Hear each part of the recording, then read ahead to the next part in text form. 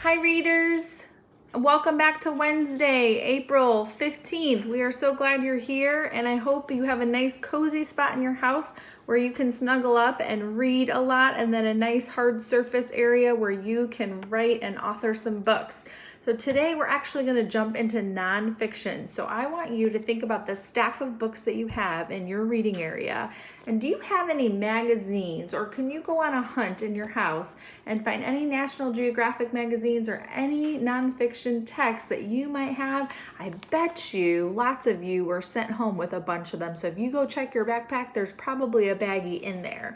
And then once you go ahead and find something, I want you to flip through the pages and find an article or find something that sparks your interest. Like I really liked this dog article, but then that big, huge whale caught my attention. So today we're gonna learn how to dive into nonfiction and what we do when we come to unknown words and what we do to discover those words to help us better understand the text as nonfiction readers. Enjoy. Something that helps me when I'm reading nonfiction is playing nonfiction tic-tac-toe with this choice board. You can find interesting facts, what I learned, opinion, main idea, vocabulary words, details, questions after reading, visual images that I might see like diagrams, maps, or charts, and then a summary of who, what, when after I've read. Let's take a look at this story titled Whale Thanks Rescuers. As I read, I'd love some help on you pointing out some words and keeping track of them that you may be familiar with, but you're not sure what they mean. Gulf of California, Mexico. The sacred humpback whale wheezed as she bobbed in the water. Tangled in a discarded net, she couldn't move, eat, or breathe regularly. A group of boaters noticed the distressed whale and pulled up beside her. They began cutting away the net with a knife. After an hour, the mammal could escape.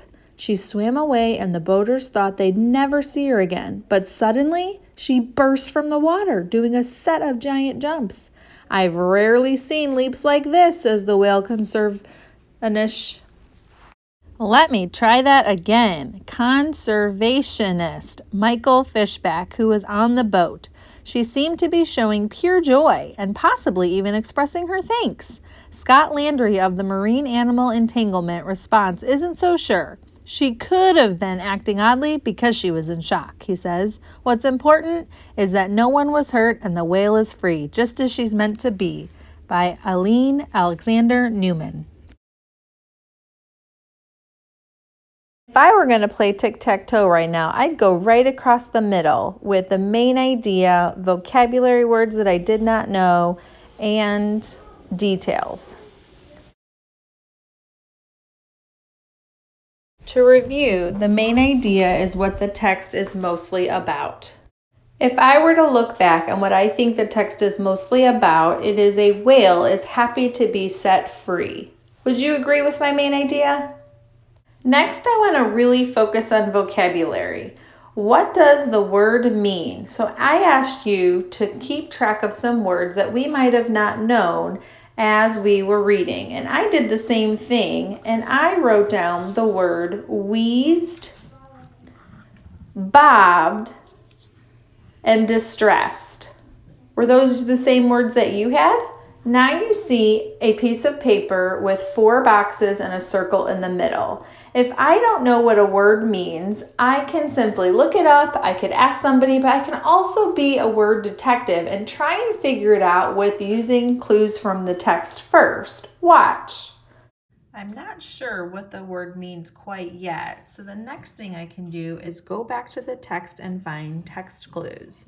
If I really go to where I see that word wheeze, I'm going to reread.